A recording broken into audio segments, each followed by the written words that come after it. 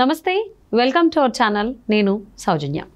Jaganmohan Reddy London అయితే చేరుకోవడం జరిగింది. మధ్యలో ఫ్లైట్ ఎక్కడికి వెళ్ళినా కానీ ఫైనల్లీ ఆయన లండన్ చేరుకున్నారు.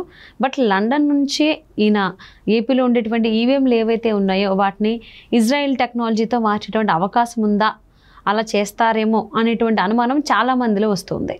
మరి ఇది ఎంతవరకు సాధ్యం ఏంటి? ఎంసన్కి సంబంధించి వారి విశ్లేషణని మనతో పంచుకోవడానికి ఈరోజు మనతో పాటు ఉన్నారు senior journalist, senior political analyst CS Rao garu ఉన్నారు. వారితో మాట్లాడదాం. నమస్తే రావు గారు. నమస్తే. జగన్మోహన్ రెడ్డి లండన్లో ఉండే ఇక్కడ ఆంధ్రప్రదేశ్లో ఉండేటువంటి ఈవీఎంలు ఏవైతే ఉన్నాయో ఇజ్రాయెల్ టెక్నాలజీని ఉపయోగించి వాటిని మార్చేటువంటి అవకాశం ఉంది, అక్కడి నుంచే ఆయన చక్రం తిప్పుతాడు ఈవీఎంలకు సంబంధించి అని చెప్పి చాలామంది అభిప్రాయపడుతున్నారు. ఇది ఎంతవరకు సాధ్యం? సో ఒకటి ఏంటంటే ఇది సాధ్యం కాదు అని చెప్పి చాలామంది అంటూ ఉంటారు.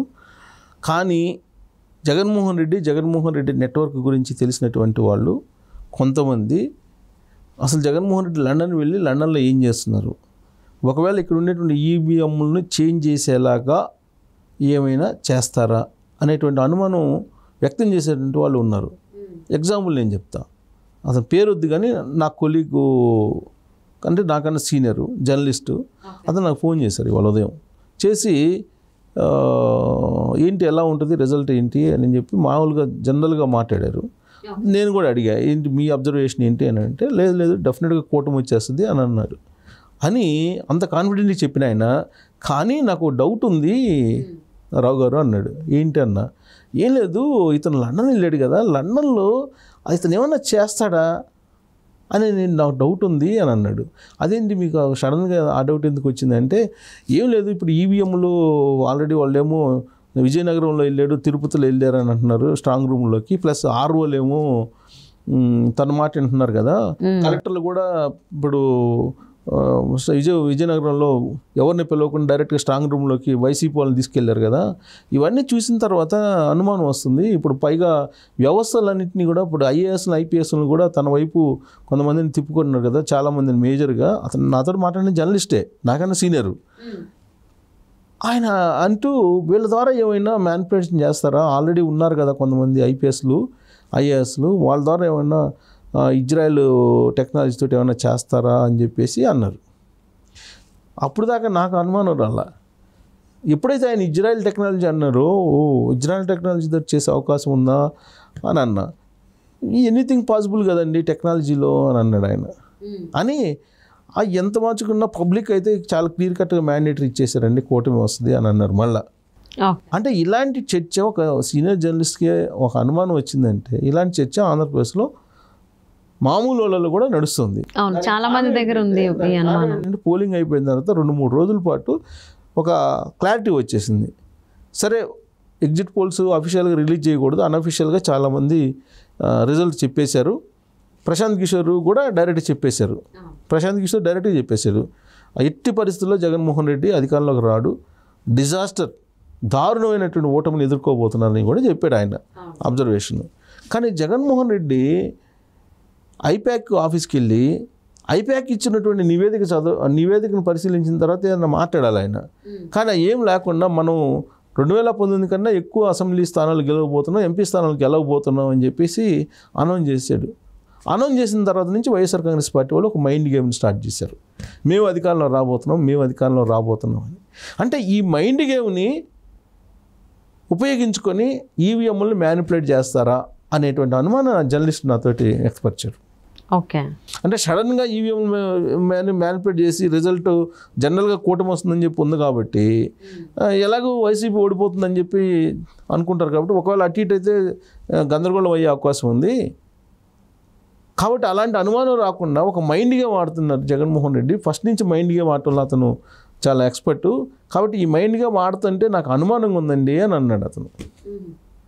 అంటే మైండ్ గేమ్ ఇప్పుడు మాకు వస్తాయి అని చెప్పి అన్నప్పుడు ఈవీఎంలు మ్యానిపులేషన్ చేసినా కానీ అనుమానం రాదు కదా. సో అలాంటి మైండ్ గేమ్ అని ఆడుతున్నాడా ఇతను అనేది ఆయన వ్యక్తం చేసినటువంటి అభిప్రాయం. జగన్మోహన్ రెడ్డి ఆడుతున్నటువంటి మైండ్ గేమ్స్లో ఆయన 2-3 నాకు చెప్పారు.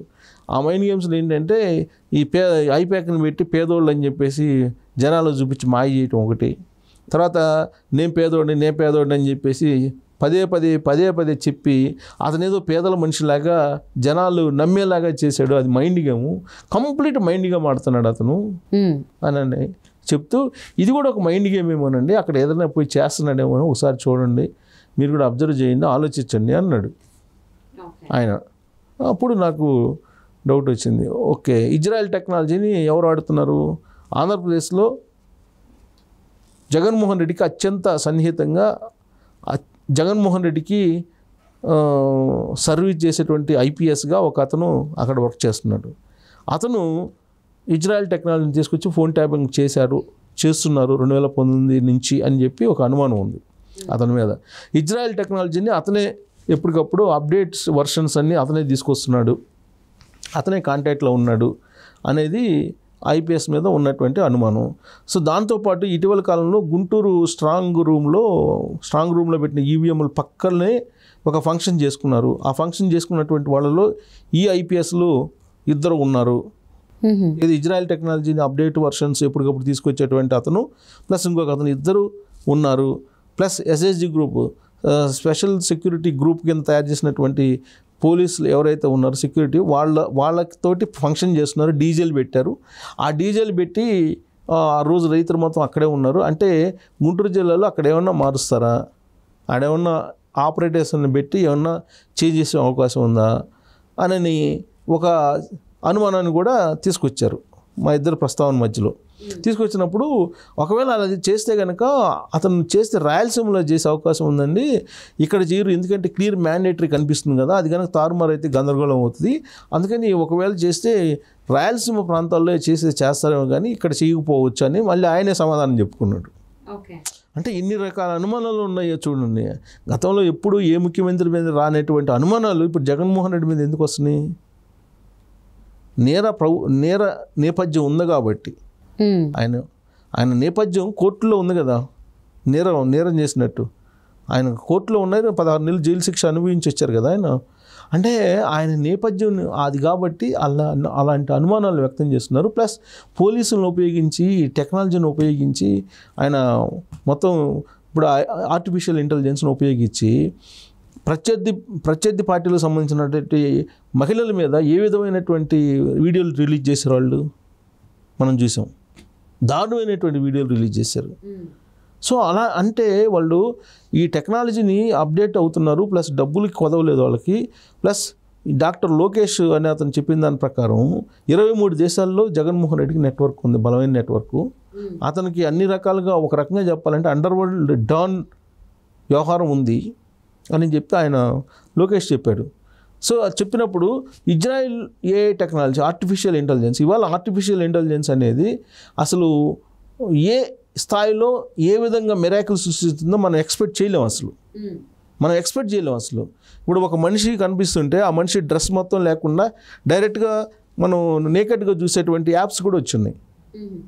సో ఇలాంటివి వచ్చినప్పుడు అసలు ఏ ఆర్టిఫిషియల్ ఇంటెలిజెన్స్ మరొక ప్రపంచాన్ని సృష్టిస్తున్నటువంటి క్రమంలో ఈవీఎంలు మ్యానిపులేట్ చేయడం పెద్ద కష్టం. అందులో ఇజ్రాయెల్ లాంటి కంట్రీ దగ్గర అవి ఉంటాయి. ప్రపంచవ్యాప్తంగా అడ్వాన్స్డ్ టెక్నాలజీ ఎవరి దగ్గర ఉందంటే ఇజ్రాయెల్ దగ్గరే ఉంటుంది. అండ్ మొదటి నుంచి కూడా కాంటాక్ట్ అయ్యి ఇతను ఏమన్నా ఆపరేట్ చేస్తున్నారా? పైగా ఇతను డైరెక్ట్గా లండన్ వెళ్తానని చెప్పి నెదర్లాండ్లో ఆమ్స్టర్డామ్లో దిగాడు. అక్కడ ఆ 4 అవర్స్ అక్కడ ఉన్నాడు. ఆ 4 అవర్స్ ఎవరితో ఉన్నారు? ఆ 4 అవర్స్ ఎవరితోటి ఏం చేశాడు ఇతను?